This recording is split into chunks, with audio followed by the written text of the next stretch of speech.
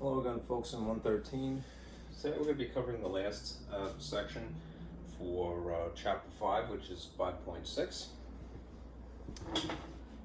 And in fact, it is, if you look at the calendar, it is the last section before what would be test number 2. And I'll tell you about that later. Anyhow, today is Thursday, October 21st. So we are covering section 5.6 per the schedule. Okay, now the packet is something that looks like this. This is an overview of the rules of exponents. I tried to summarize this as intuitively as I could. It's an older diagram I had done. And then there are two pages there that are in one PDF file. This is scientific notation and introduction, basically converting from a number to a scientific notation, right? Versus what would follow it, converting from scientific notation to a standard number. Okay, so I'm going to show you how that works. This is something I found on the internet that was very concise and useful. It's if you are using your calculator, all right, and you're not familiar, it's the instructions basically how to set it to scientific notation. Okay. There's actually a more comprehensive PDF file. I'll attach both of them. If you just want the one that pertains to scientific notation, it's just this one page. If you want the comprehensive one, it's several pages and it's like everything that calculator can do. Lastly, there's an overview of multiplication with scientific notation and division with scientific notation, because there's tricks basically you can employ. Okay, so if you're following along, print this out and we'll go through it. This is gonna fall. Okay, I'll put that there temporarily. I got a nice little table here finally for my book, but because it's pitched at an angle, I'm afraid it might actually slide off. It has a ledge, but it's not quite what I was thinking it would be for my usual purposes. Anyhow, it's better. I'm just gonna get used to it. All right. This is another one of those things that it doesn't really require any sort of this is not worthy of a handout, but I wanted to show you something that I thought was interesting to think about. The uses of exponents. We're talking about exponents as firstly a thing unto themselves, and then as part of scientific notation. So where would you use these? Well, in the case of arithmetic, they are basically exponents are used as, I would say, abbreviations, if you will. It's more concise to write something in the style of an exponent than it is to actually write it out. It may be significantly less digits. You could use it as abbreviations, though, or to perform multiplication. Okay. And if we're talking about arithmetic, that is primarily elementary school. That's where you would see that and beyond. This is where it is introduced. If, on the other hand, you're talking about algebra, which we have inklings of, this is mainly as abbreviations.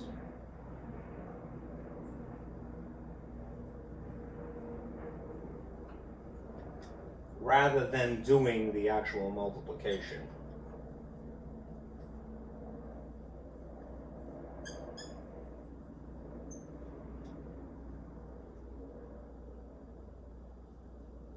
Right, and in this case, if we're talking about algebra, where do you see that? Normally in middle school or high school. Okay. Right, now, to add to this, what's an example of something that looks more like arithmetic than, say, algebra, but is also involving an exponent? Well, if you'll humor me,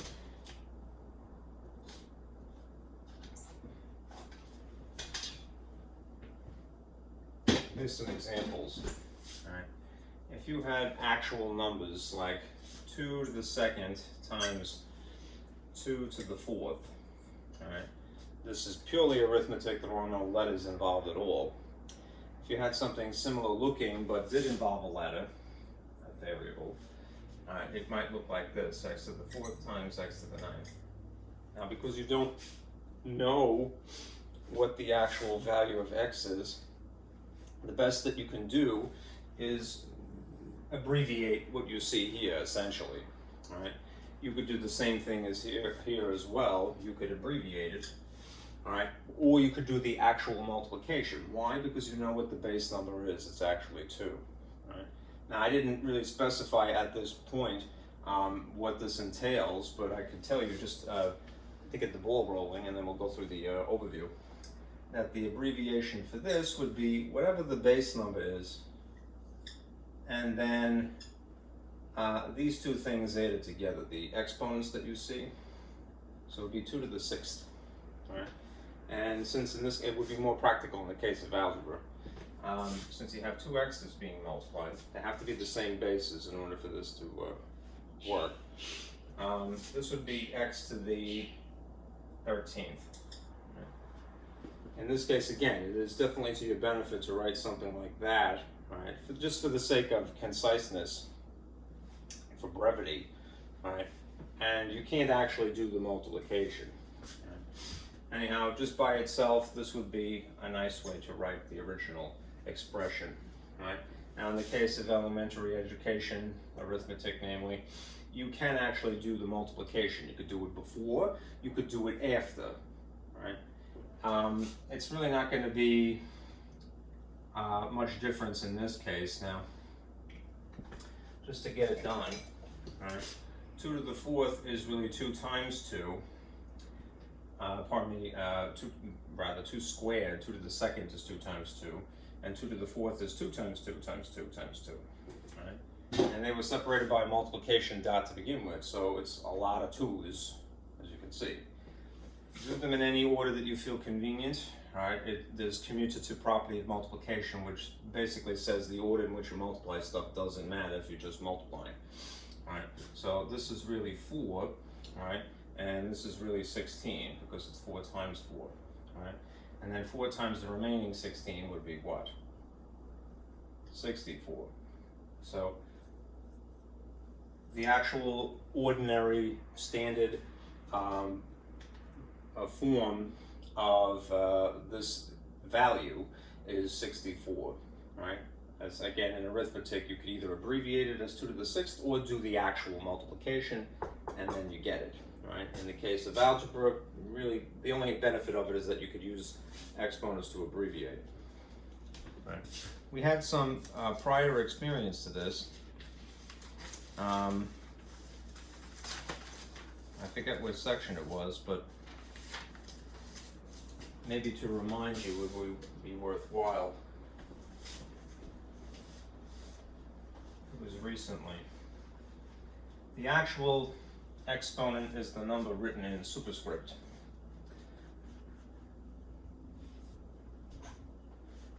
The power is the value of the whole kit and caboodle. All right, so although this is potentially old hat to you at this point, just remember, if you had something like this, the parts each have a name, right? This is the actual exponent. It's more or less the instruction. Right? It's the operation. Right? What are exponents? It's an amped up form of multiplication, right? This is the base number. Right? That's the number that repeats.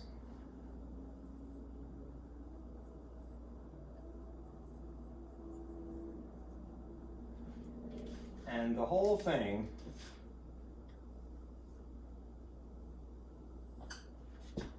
is a power of whatever the base is.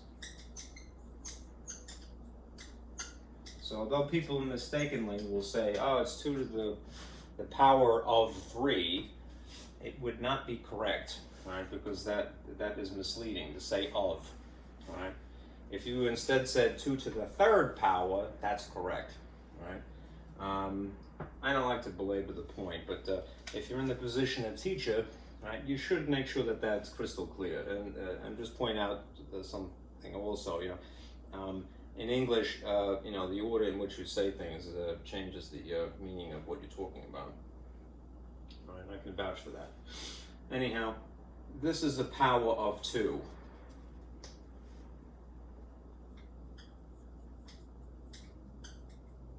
Not 3. Right? It's different to say 2 to the 3rd power versus 2 to the power of 3. Okay. If you have the choice, all right, this is the correct way to say it. Yes, I've seen many people, including teachers, say this wrong, all right, and you have to forgive them, of course, all right, and stab them, dunk them in the river, right, you know, for minor infractions like that. But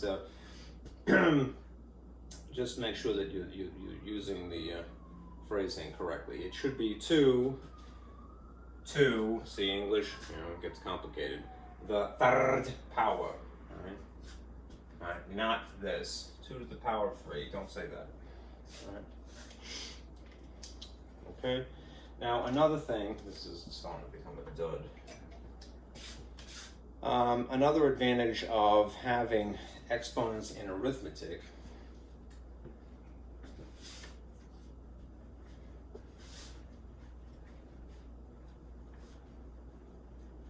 is that you could use it to simplify. All right, we were dealing with fractions last class, and in that case we were getting the prime factorization, but here's a perfect example.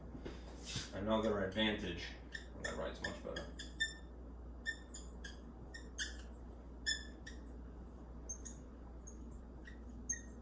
Of exponents in arithmetic.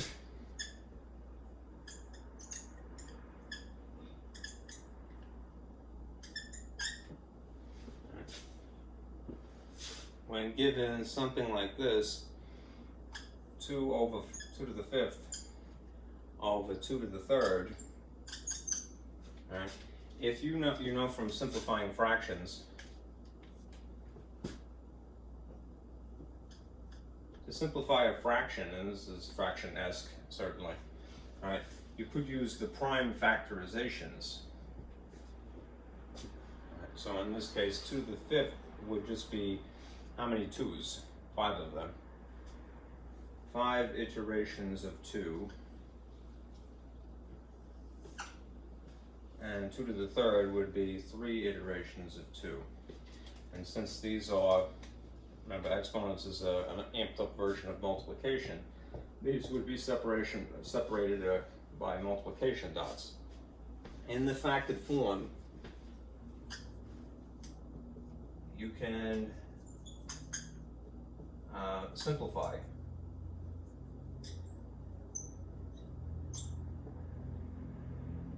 By crossing out pairs above and below. So first pair, that cancels. It's like dividing without really consciously thinking about it. Here's the second pair, here's the third pair. All right, and then what is left over is just what is on top here. So this would end up being 2 squared, which is the same thing as just simply 4. Okay. Now, what we're going to get to is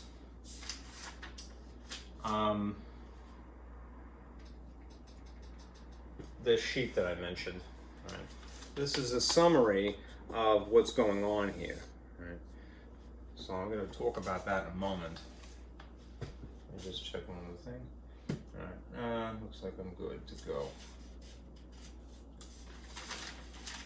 All right. Just to tie this up, again, what is the advantage of exponents in arithmetic? Well, you could more or less use it to divide without really consciously thinking about it, right? Could you have gotten your calculator, if not having done it by hand, arrive at this being 32 and this being 8? Yes, there's no sin in doing that. If you did the actual multiplication, this would be 32. And if you did the multiplication in this case, it would be 8. And then it is really 32 divided by 8, but you can get the same answer if you actually expand it. It's an alternative pathway, right? Same destination. All right.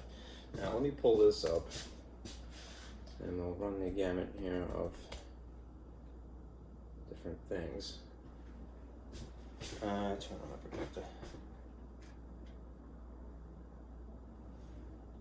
I don't think I turned my power here, did I? Nope. Explain it.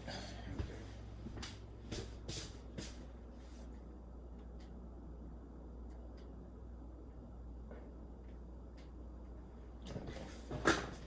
I'm running late today, and so's my brain.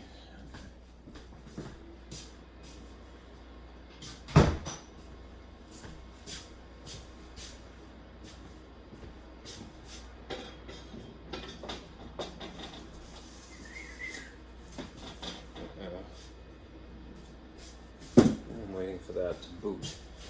And remember to plug it in.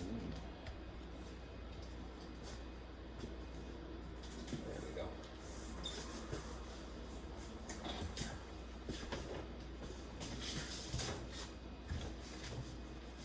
Sorry, Mr. Sun, you are spoiling my view here. Okay. Take a look at this first PDF file. The overview. This, as I said, is a summary of different rules for exponents that you could take advantage of, whether you're in arithmetic or if you're in algebra.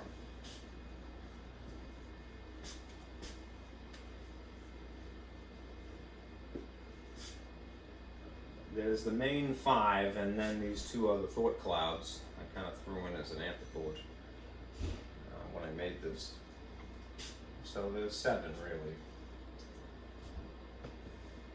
Okay, take a look at this.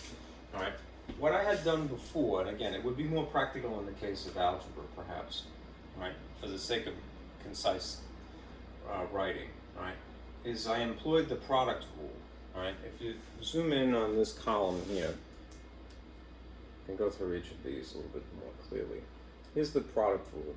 All right, the product rule is the situation in which the bases match, right, and they're also evidently being multiplied, right? You must meet those 2 requirements, otherwise you cannot apply the product rule for exponents, right? Essentially what happens is you just add the exponents, and I alluded to that before. What I do a lot of times is I draw little visual cues for my own sake, so I'll encircle these 2 things in red here and put a little plus sign, right? The actual expressions are being multiplied, but the rule is that you add the exponents when you multiply the bases. So what do you end up with? X to the 5th. Now, so as not to confuse these things, I put this immediately adjacent. The next rule of exponents is the power rule, right? This is more or less when you have an exponent raised to an exponent. So what you should see is a parentheses, right? I use the same figures to illustrate that you're going to get a different result, right? When you have an exponent raised to an exponent, as you have here, right, instead of adding these, you actually multiply them. So what you end up with in this case is x to the 6th. Right? Make that distinction. The product rule and the power rule might seem suspiciously similar because they involve multiplication somewhere, but the actual operation performed on the exponents themselves is, in this instance, adding, and in this instance, multiplication. Right, so try not to confuse them. It's understandable, if you would. Right? Then there's this, the product to power rule. The product to power rule is when you have different bases, but they're both confined within the same parentheses. They're grouped together. So when factors are grouped, and they're also multiplied. Notice the multiplication dot. And sometimes they're not even, whoever authored the problem will just simply press them together. They won't put the dot. I did that for the sake of clarity. You can kind of think of this as something like distributive property. It's not distributive property. Distributive property is when you have a coefficient sitting out in front of something. Say, distributive property at play would be something like this. A regular, ordinary font-sized number 2 sitting out in front of a group. What do you do if you can't actually add these two things? Well, to dismiss this parentheses, what you can do is distribute the 2 via multiplication to each of the contents, and in which case you would get 2x plus 6. All right? This is behaving in a similar fashion. That's the only reason why I use the analogy of the distributive property. Again, I draw little visual cues for my own sake. So if you see a slightly smaller font in superscript, namely of this 3, maybe draw little arcs to remind yourself, right, I have to apply this to this first expression and the second expression. So that's why you would end up with x to the 3rd times y to the 3rd, right? You can't meld them any further together because they're not the same bases, but you can park them next to each other, right? Even without the dot. You could, in theory, write it like this: x3, y3, okay? Then there's the quotient rule, right? Follow this logic. If the product rule, which is in reference to multiplication, says add exponents, what would you extrapolate? What would you guess is going to happen when you are essentially dividing exponents? All right, the quotient rule says that when the bases again match, and they have to match, and they're divided like so, what you would do is subtract the exponents. So in this case, the little visual cue I drew for my own sake is 5 minus 3. Now just realize that order does matter when you're subtracting. There's no commutative property. This is the correct order, right? And there's only going to be something that you have to worry about really when the situation is reversed, because you in theory make it a negative exponent, and that's legit, right? Anyhow, 5 minus 3 is simply x squared, so x to the 2. X to the 2nd, okay? Remember from before, what did I do? I had, what was it, 2 to the 4th, 2 to the 5th, okay? 2 to the 5th, this alternative way of writing this figure, we already know the answer is 4. If I had applied the quotient rule, even in spite of the fact this is an arithmetic problem, what would I have gotten? 5 minus 3 would be, again, 2 squared, right? Which is the same as, again, 4. Again, in the case of arithmetic, I have actual numbers. I can perform the actual multiplication. In the case of algebra, the best that I could do is abbreviate. Right? Now, of the last of these main 5, right, there's the quotient to power rule.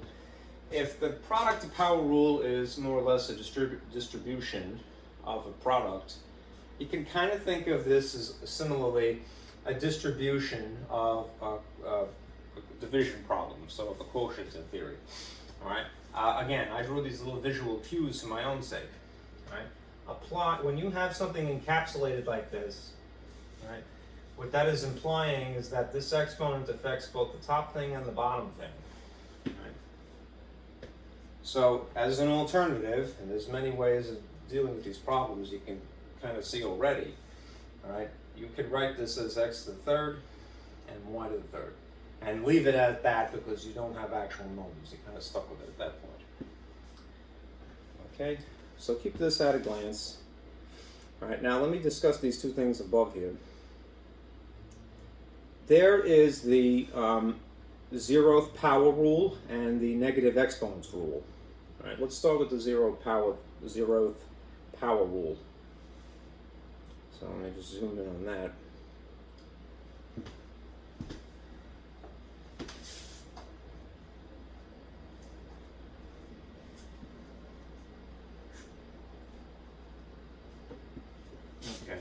Now, you could simply memorize this and just take it for granted, but there is an actual reason for this being true, right? I use the base letter A here. Perhaps I should have used B for base, but A, as in almost anything. Right? There is an exception. Right? A cannot equal 0. Right? So virtually anything else. Right? When you have a to the 0, the result is that your this is the amount of 1. All right. So when you see a to the 0, you could, if you have it memorized, you could say to yourself, all right, well, that's what it would be. Now, why is that? I'll show you with a side view. Here, let me just put this up. My bootleg paint made an appearance today. Okay. And I'll just, no, I don't want to draw. I'll put this here. There's the arithmetic perspective at play here.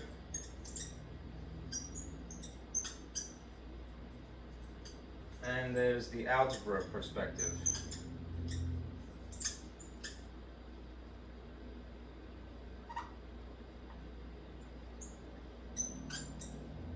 All right, now, as we know, in arithmetic, essentially something divided by itself, right, again with the exception of 0,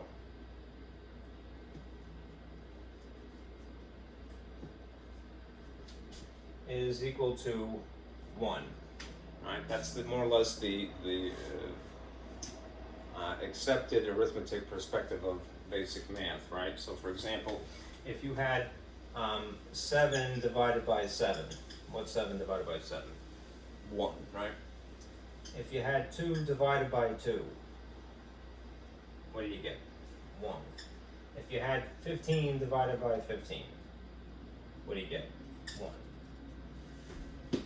And you could pretty much figure out any number, including the negatives, as long as they're identical. That would give you the same result. Positive 1 is the answer. All right? The only difference now is that a lot of times, instead of writing things with the colon, the line division symbol, they are written in a rational style. So you would see something like this: 7 divided by 7. It's still 1, you know, even if you write it vertically. Right? What's the algebra perspective? The algebra perspective is really from the perspective of the quotient rule. If you had something like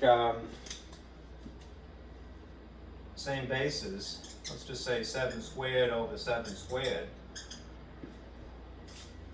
right? What would the quotient rule dictate that you do?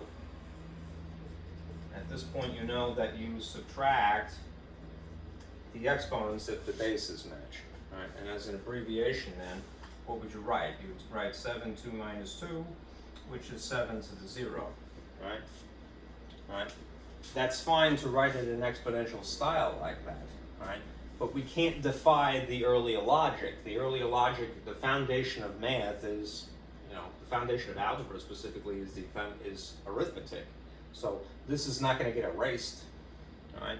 It has to be blended together, right? What is understood then is that, yes, this is the exponential style of writing something, but this is still the same result. When you have something to the exponent of 0, it represents the quantity of 1, right? Even if it was something mysterious, right? Even if it was x over x, right? As long as they're the same thing, and one would have to assume that, as long as it's not x is equal to 0, right? This would be equal to the amount of 1, right? If it's exponent of 1 over exponent of 1, what's 1 minus 1? 0 when you subtract, right? Okay, so it's not just silly things that you memorize. There is logic, and it's arithmetic, and it's based upon. Now the other part here is this: the negative exponent rule. Get rid of the gobbledygook.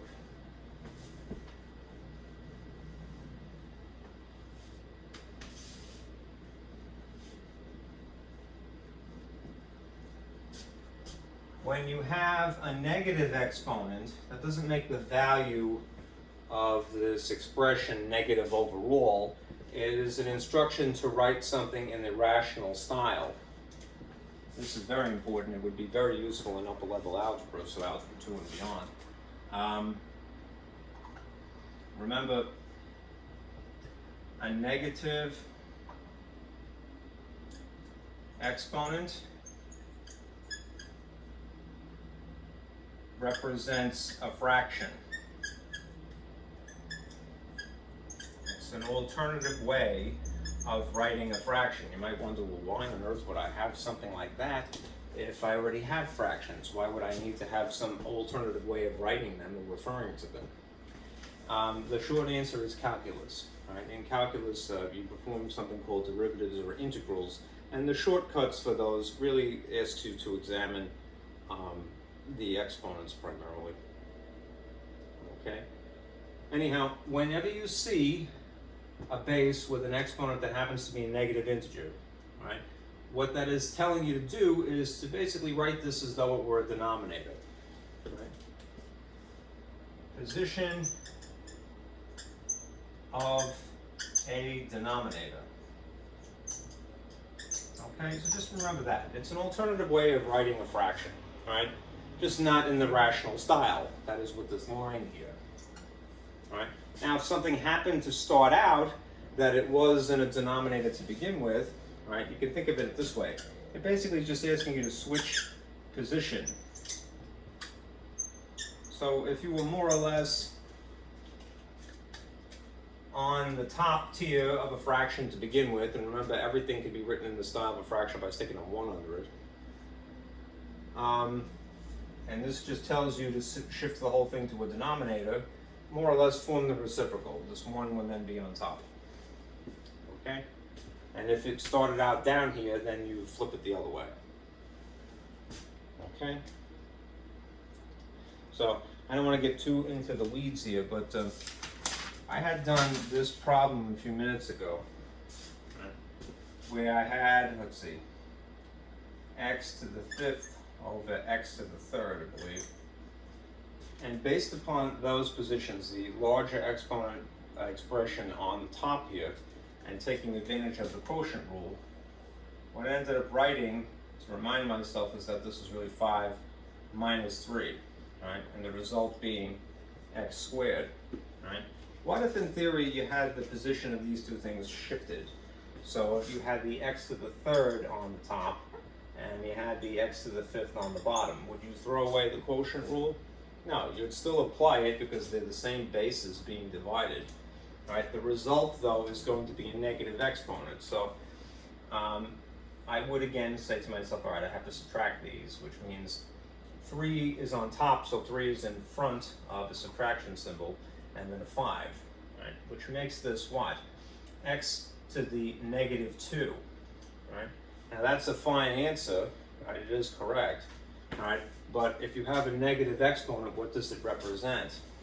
It represents the reciprocal of this, which once having moved it is no longer negative, because you're accounting for the fact that it is a fraction. 1 over x squared, right? In Algebra 1 and in Algebra 2, you do this kind of thing a lot more. And a bone of contention as well. How do I know where to put the exponent? Should it be on the top or on the bottom? All right, when you're doing a problem like this versus a problem like this. Without making a hard, rule here, right? If you see that you have a larger magnitude thing on the bottom, it's a good bet that your answer is going to be, the interesting part, namely the x squared part. That's going to be on the bottom as well, right? Ultimately. What I say to people rather than memorize that is just say, do the arithmetic in the correct order that it should occur, right? So if 3 is on top, 3 is on the left side of the minus, all right? And always put your result above the rational line, right? You can always fix it via the negative exponent rule as an afterthought. When you get more comfortable, you could automatically stick things where they belong, either above or below. Okay?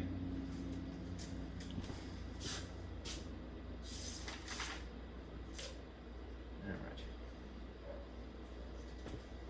Now, a couple of things to look out for.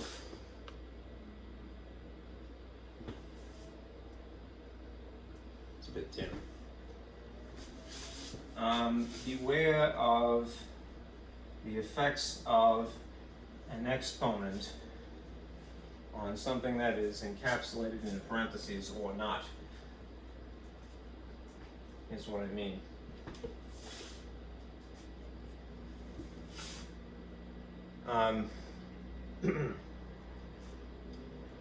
If you had something like this, you know what, let me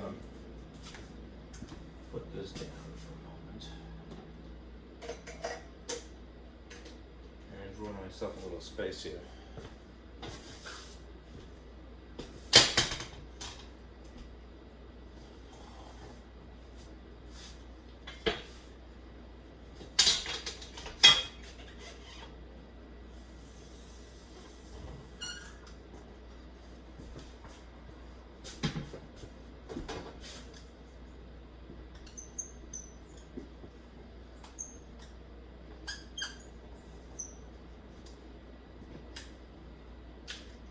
If you had something like this, 2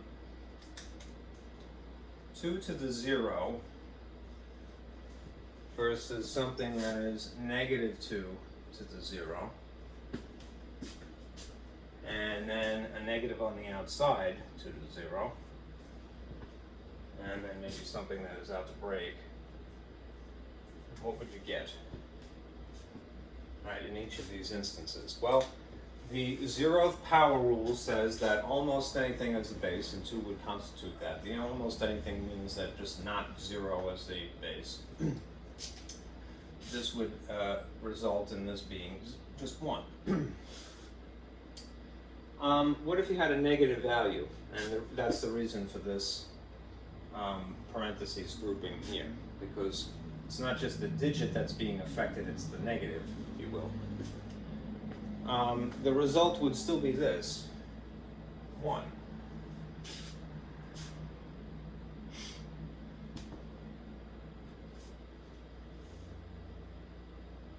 How come? Because remember, this is derived from is partly the quotient rule, that even if you had something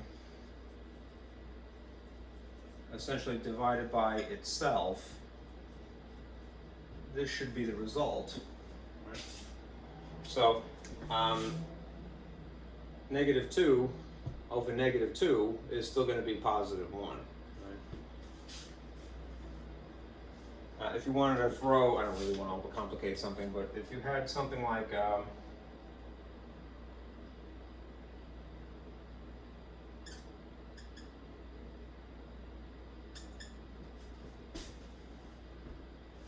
negative 2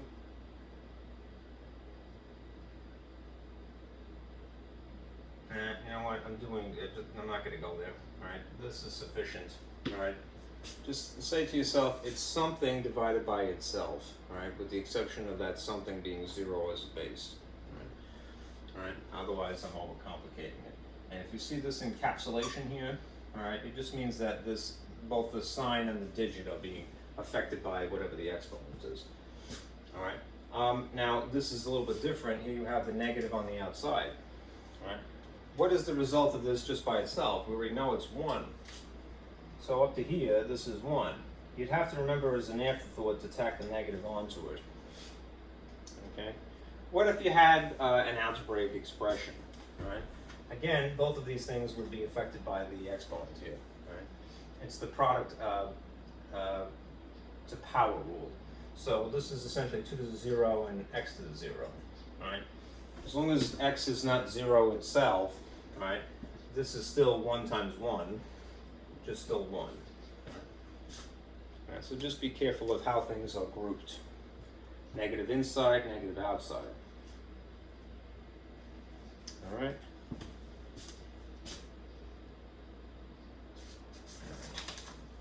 Let's get into scientific notation.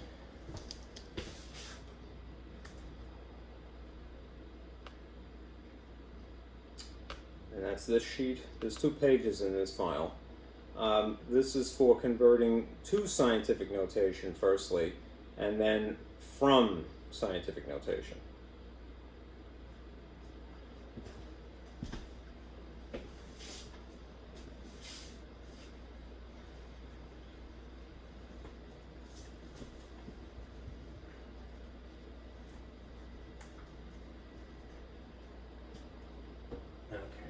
Now, what is scientific notation? It's essentially an abbreviation again. It's an abbreviation for either very large quantities. Let me zoom in a little bit.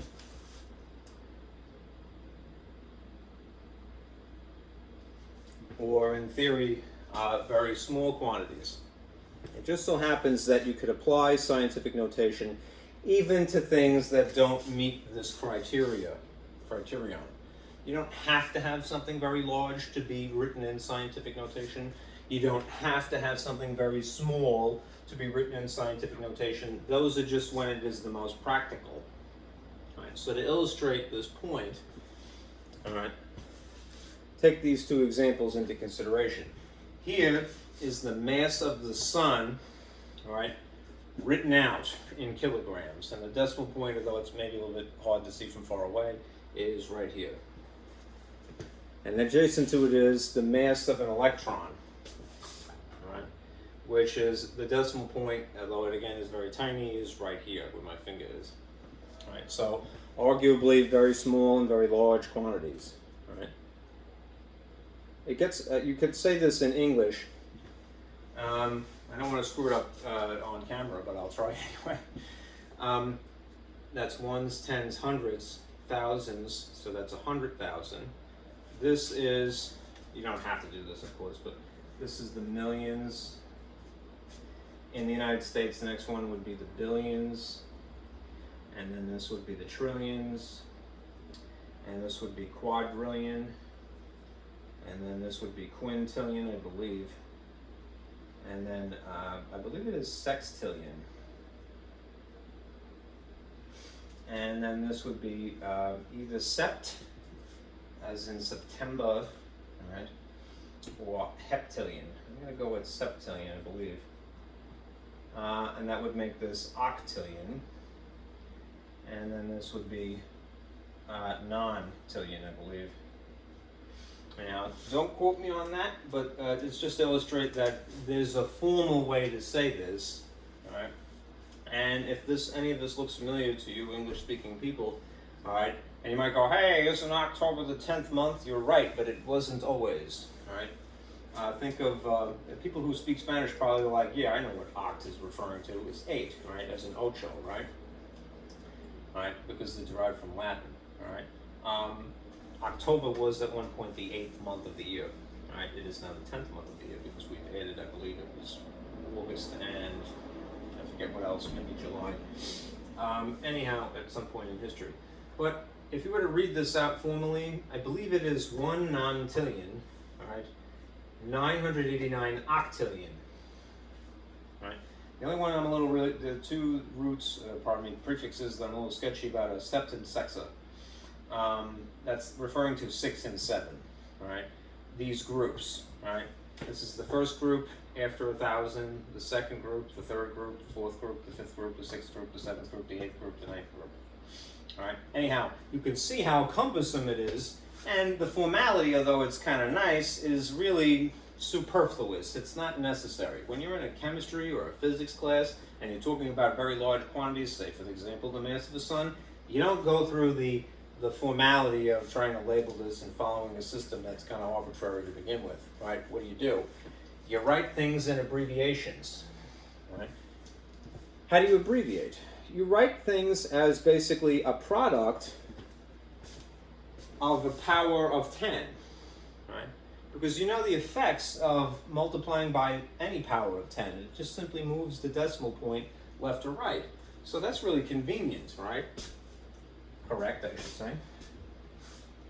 Don't you agree? Right. It's even worse when you have to, sort of try to say something like this. Here's the mass of an electron. I'm not even going to bother with this because I could tell you that the first, second, third, up to here, you know, that's tenths, hundredths, thousandths, 10,000ths, 100,000ths, millionths place, all right? And that's all suffixes of THS, right, which is a nuisance anyway, all right? Anyhow, look at this quantity. This is the mass of an electron, all right?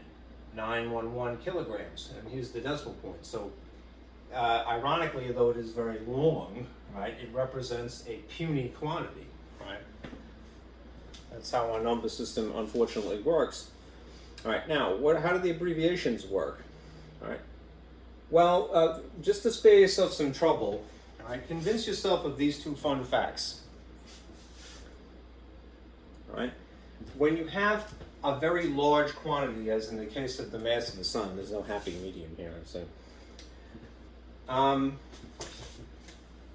Whatever the exponent turns out to be here, very large quantities are positive exponent, right? And when you have very small quantities, the exponent, whatever it turns out to be, that's going to be a negative. Remember from the negative exponent rule, all right? It does not represent a negative quantity as the negative up in front. What it represents is a fraction, and this, in theory, could be written as a fraction. It is a terminating decimal. It just would be a pain in the neck to have to write it that way. All right? Anyhow, this is the model that you must conform to if you're going to write something genuinely in scientific notation. All right? Notice this. There is only one non-zero digit up in the front. Even if you have something that suspiciously looks like scientific notation, if it has two digits up in the front, it's not done. All right, it's trying to throw you. All right, one non-zero. Don't put a zero up in the front. You're not technically scientific then. Okay, same thing in this situation. One non-zero digit up in the front. All right, so let's do this. All right, if you take the decimal point, which is really here to exaggerate it enough to see. Oh, jailbreak. All right. Count in groups of 3. All right. Make waves. That's 3, 6, 9, 12, 15, 18, 21, 24, 27, 30. Jumps would be from this original point to just in between 1 and 9. I'm going to put those interesting digits here. 1.989. And then to account for really having this much space, I'm putting the appropriate power of 10.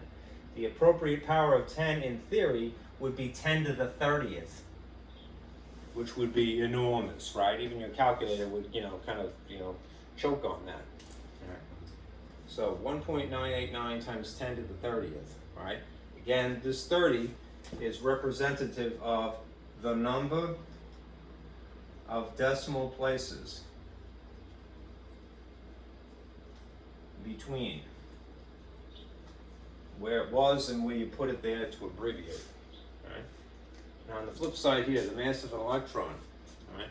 This is again purposely exaggerated. All right. If you're going to write this abbreviated in scientific notation, again count by groups of 3. In the United States, we use a decimal point here, and then we're supposed to leave little obvious gaps in between groups of 3 to make it easier to read. That's just the good etiquette here. You notice something that we put commas on the left side of a decimal, but not on the right side. Right? It's just, kind of an old system. Anyhow, so 3, 6, 9, 12, 15, 18, 21, 24, 27, 30. And then if I were to stop here, it would be 0.911, which is, again, not suspiciously looks like scientific notation, but is not, because it is incomplete. Scientific notation is formally one non-zero up in the front. So if I were to go one extra little jump here, all right, to make this 9.11, times 10, again, would be the number of spaces that I moved. If it was 30 and then an extra 1, that would make this 31. So 10 to the 31st. All right, just remember, and again, it's only for the sake of not confusing rules with the direction. When you have this scientific notation representing a small quantity, as in something less than 1, all right, remember, it's a negative exponent, right? That does not make the quantity negative. It's just interesting an electron is thought of as being negative, right? But that's merely a coincidence, right? Very large things associate with a positive exponent. Very small things associate with a negative exponent. You'll thank me later, I hope. All right. Now, why am I reserving a rule for a sign and a direction rather than now, but later?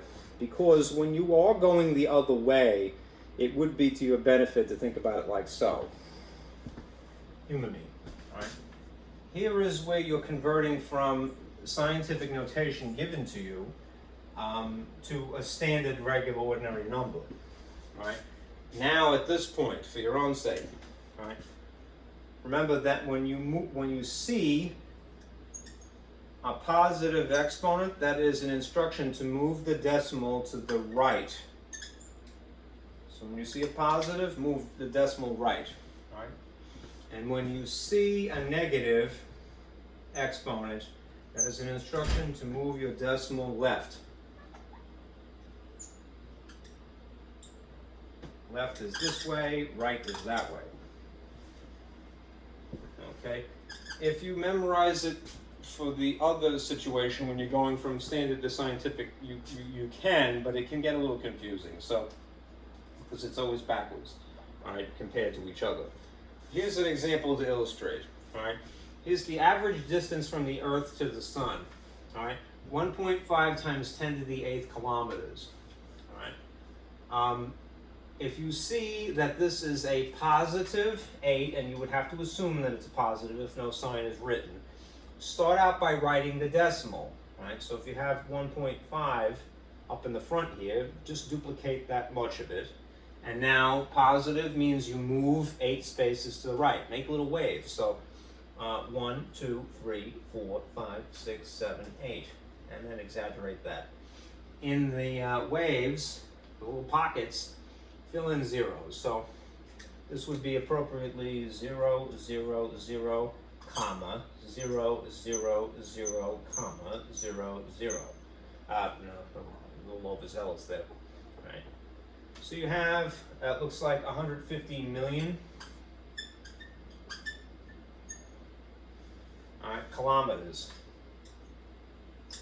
And I'm spelling it the American way, or decimal point. Okay? That is the average distance from the Earth to the Sun. Why average? Because in theory it changes, right? Sometimes we're closer, sometimes we're further away.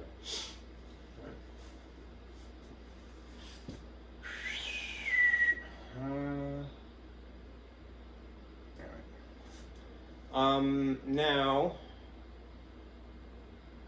what else? All right, now if we do this one, I like this problem because I think it's fun. This is the diameter of the rhinovirus, right? Which just to me is like biology people you have, or virologists, you have a weird sense of humor, but I love it. All right, a rhinovirus is the cause of the common cold, which enters through your nose, of course, like you're a rhino, right? Trevor say, I have a big nose? Yeah, apparently. Anyhow, nomenclature can be fun. Since we see a -5, and this is millimeters, right? Again, you start out by writing just the decimal portion of this here. All right, duplicate just that much. And then, again, if you see a -5, make 5 waves, but make it in the direction of the left. So make 5 waves, if you will. All right, starting from where it was to where it's going. 1, 2, 3, 4, 5. All right, and then what you could do is in the little pockets, fill in zeros. 1, 2, 3, 4 it ends up being. If I write this a little bit cleaner over here, this is 0.000. I'm going to leave a little space for good etiquette, and then 0, 2, 0. Right? There's a couple of things you can do for formality. You could put a little extra 0 up in the front here. That is, according to legend, somehow making this easier to see. And that is more likely the way you would see it written in a book or typed. All right? And if it is convenient, you could delete off this extra 0 because it is superfluous. But anyhow, taking the original quantity, All right, 2.0 and simply moving it 5 spaces, this is what you would end up with, which would be technically watt. If that's tenths, hundredths, thousandths, 10,000ths, tenths, 100,000ths, 10,000ths, 100,000ths, this would be 20 millionths of a millimeter. All right, it's not even a whole millimeter. All right, it's a fraction of a millimeter. All right, the rhinovirus. All right. 20 millionths, or you could say 20, pardon me, if you have the extra zero, it's 20 millionths, THS, and if you excluded it, it would be the same quantity, but it would be read differently. You read it as tenths, hundredths, thousandths, 10,000ths, 100,000ths, so 200,000ths. All right. Again, it's less and less practical and more cumbersome the smaller this is, right? Anyhow, just understand that it's an abbreviation. Now, let me show you this. The sheet. If you're using your calculator, which is understandable, you have to set it to the correct setting. And I'm talking about the TI 30X2S, this calculator. If you want it to perform operations for you, you could rig the calculator to A, give you the answer in scientific notation, and also somewhat less intuitive entering style when you enter a number. All right, here's what I mean. All right, if you want to change a number into scientific notation, you would type second and then DRG, right, which is like so. All right, here's the second button and here's DRG. All right. I don't tend to like to do this myself, but I'll show you. Second, you'll see that you have 3 options. You have floating decimal, scientific notation, and then this is engineering, I believe. And you would just scoot over to this setting and hit enter. Now, it's a little bit hard to see, but what it should be indicating here is that it's in scientific notation. SCI. All right. Now, when you enter things, all right, you don't have to put times 10. All right. You just hit engage the EE function, all right, which is the referring to this part of your abbreviation. But you have to engage that by hitting second and then X to the -1. All right.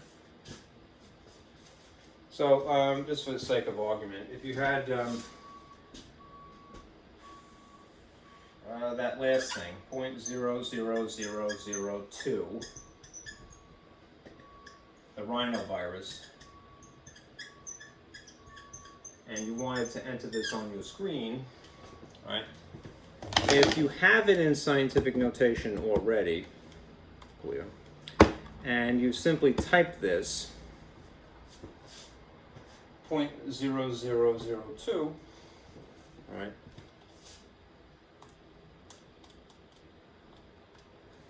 in the ordinary way, and then hit equals, right, you'll see that it automatically writes it in scientific notation for you. All right. 2 times 10, it's a little bit hard to see. Sorry for the glare. To the -2nd, -5th, I'm reading it backwards. Okay. Yep, which is the original quantity as we had it. All right. Here it is in standard form. Right, and here it is in scientific notation. Right. Now, to me, it is usually more intuitive to just engage the times 10 portion of this using the caret symbol. Remember that upward pointing arrow here? If it's not set in scientific notation, and you want to enter a quantity that is given to you in scientific notation, you would hit times 10, but then use this upward pointing arrow to indicate the exponent. Okay, so let's just say for argument,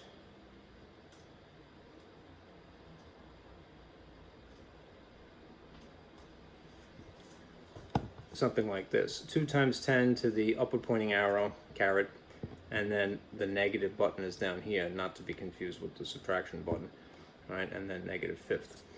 It should automatically, because it's in scientific notation, just sort of rewrite it as it was a moment ago. There you have it. right? If it wasn't in this function setting, and I'm going to put it back to floating decimal here,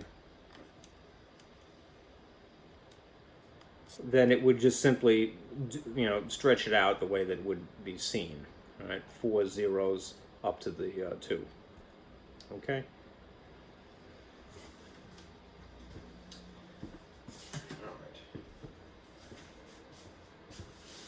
Now, we're going to learn how to, there's more here you could see, right? To multiply, divide in scientific notation, you can enter the first item as scientific notation, and then hit the operation and enter the second one in scientific notation, right? And it will do all the thinking for you. That is a little concerning, so here's the comprehensive reference.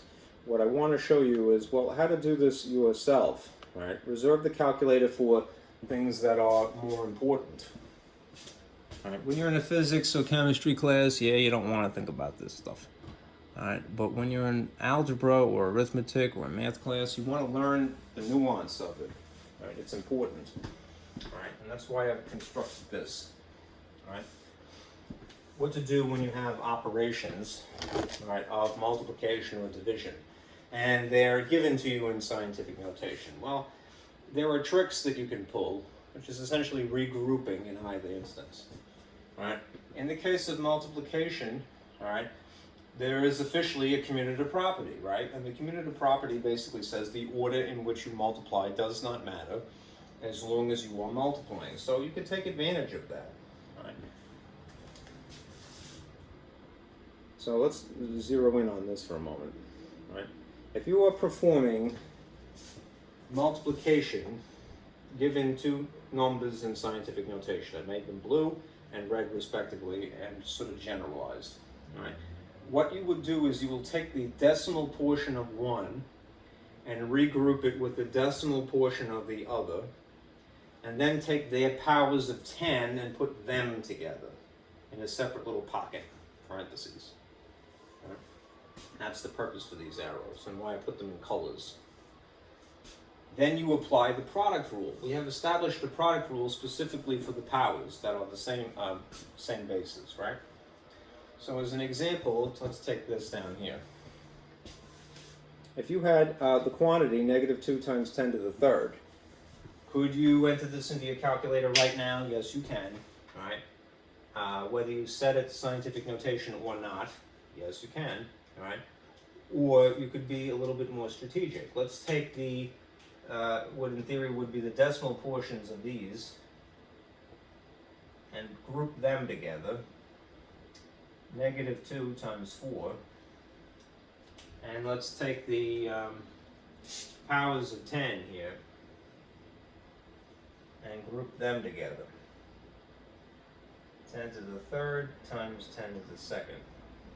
We can get to the answer independently of a calculator. It's nice to have one, but I wouldn't just automatically gravitate towards using it. All right? The product rule says that when the bases are the same, in this case they're both 10s, you can add the exponents.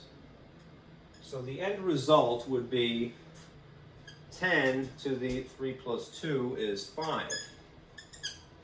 All right? The decimal front of this would be the outcome of -2 times 4, which is simply -8.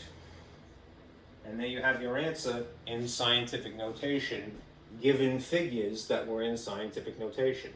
If you want to straighten it out and write it out as an actual quantity, you can. But just realize that the larger this power of 10, the less of a convenience that becomes, because it will represent a very large quantity.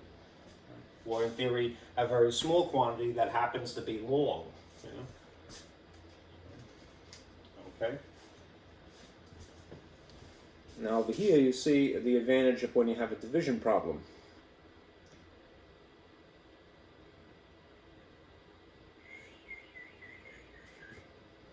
That would be -800,000 if you're curious.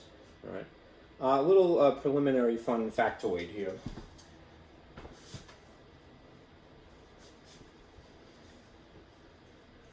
Scientific notation, remember, requires a one non-zero digit in front, right? And should you have to move the decimal to meet that requirement, all right, just realize that moving that decimal, that affects the power of 10 as well, right? It's difficult to phrase a really lucid rule because it really depends on where you're starting from, all right? All right, this is me being somewhat vague, but enough to sort of set you off in the right direction. Think about it this way. If you're moving more from the left, the point, all right, the more negative the exponent is needed. All right, I'll come back and elaborate on that in a moment. But more from left the point, the more negative the exponent needed. All right, let me give you an example to illustrate. All right, here's what something would look like if you had a problem that was essentially a scientific notation number divided by a number also written in scientific notation. If the name of the game is regrouping, then this is the way that you could straighten that out. You take the decimal portion of one and you put it on top of a bar, and you take the decimal portion of the other and you put it underneath the bar, right? And they are in their own little parentheses here, right? And then these would be their own little parentheses as well. Okay? Now, why would you do that? Because you can apply the quotient rule to the powers of 10, right? So if you have 10 to whatever divided by 10 to whatever, they're the same bases. You know from the quotient rule that you would subtract these, right? Here's an example to illustrate, right? If I were going to basically group the 3 and the 4 together, and then separate from that, the 10 to the third and the 10 to the fifth, it would look something like that, at least to start off with, right? All right, now, let's apply the quotient rule, all right? As for the exponents themselves, this is, you're going to subtract according to the quotient rule the 3 and the 5. The 3 is in front of the symbol. What is the result? This would be 10 to the negative 2, right? What does that mean? It just means that you're representing a small quantity as a result here. On the other side, you would have to do the actual brute force division. In this case, that is 3 divided by 4. But if you read it in the more colloquial style, which is instead of saying 3/4, you say 3/4, all right? Think about that in terms of money, all right? And in fractions of a dollar, decimal point, all right? What should be the result here? 3/4 is literally 75 cents, so it would be 0.75. Right? If you want to do the actual division, the 3 would be on the inside and the 4 would be on the outside, because the 3 is on top, it is the dividend, and because the 4 is on the bottom, it is a divisor. So what do you end up with? 4 does not fit into 3, but we're going to put a placeholder. 4 goes into 30 roughly 7 times, which is 28, and the difference is 2, and 4 goes into 20 exactly 5 times, which terminates. Right? So 0.75. Now here's that issue. If this is 0.75 times 10 to the negative 2, negative second, that does look suspiciously like scientific notation, right? But what's the problem with it? There's not a non-zero up in the front, right? True scientific notation requires one non-zero in the front. So what you're going to have to do is move an extra place. Now here's what I'm alluding to when I say that if you're moving more from the left, the point, the more from left to the point, the more negative the exponent needed. There's probably a better way to say that, but I struggled with it because it depends on whether you're looking at something from this perspective or the actual standard form. All right. Let's, just to complete this thought, if I'm going to move this one extra space, essentially, that's going to make this more negative, which means that the result is going to be this. 7.5 times 10 to negative third. All right. Now, what is cumbersome here, and the reason why I'm struggling to phrase this, is what do I mean when I say that the point is you have to move more from the left? If you look at the actual standard form of this, all right, what would it be? Well, if it was negative 2 to begin with, it would be 0.0075. All right. If you started with this 7.5 and moved 3 spaces instead, it would be 1, 2, 3. It would still represent the same number, right? All right, but you'd have to make the adjustment of increasing this by a magnitude of 1, right? All right. So, if you have to go 1 extra space, all right, you're going to make that more negative, essentially, in this instance. All right, that's what I'm getting at. Okay? You could always check, you could always make this into standard form first, follow the instruction and go, all right, well, if it's from here, 1, 2, because I have to move left, then this is the actual value. And then, you know, to write it in scientific notation correctly, then go backward, 1, 2, 3, right? That's having to move more left the point from the left. It's awkward the way I phrased it. I'm sorry about that. More from left the point, the more negative the exponent needed. This is more from the left the point, right? Because I'm trying to phrase it. Okay. In this case, this is technically less from the left, because you might have to move 2 spaces in that case. Anyhow, what is the result here? It's this, all right? 7.5 times 10 to the negative third is the official scientific notation, right, for that quantity. All right, so 75 10,000ths. Okay, I believe that is it. All right. Now let me just remind you of a couple of things. I'll turn this off.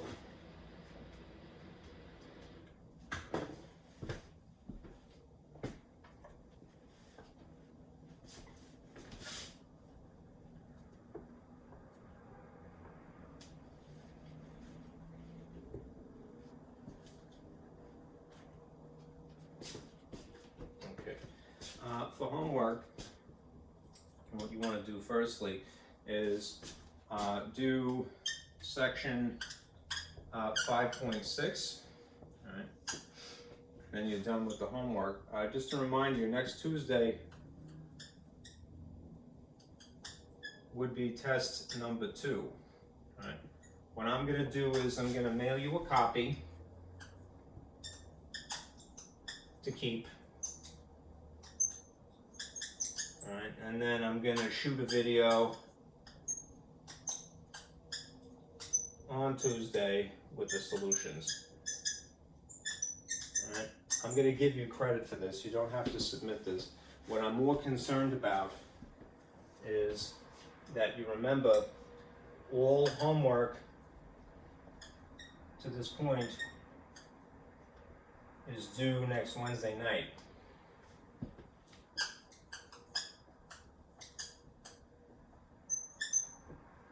Okay, so again, just to point to the calendar, all right, I've been telling you for a while now, but just to illustrate, I'm going to give you until the evening of Wednesday, October 27th, to finish these previous assignments, you know, back from September even. So from section 2.2, or rather 2.1, to section 5.6. All right, just make sure that you catch up, as I've noticed that some of you haven't even started it yet. All right, so it's quite a pile. All right, okay. All right, thank you guys for sticking with me. I'll see you again on Tuesday. All right, please work on your homework. All right, before anything else, be careful out there.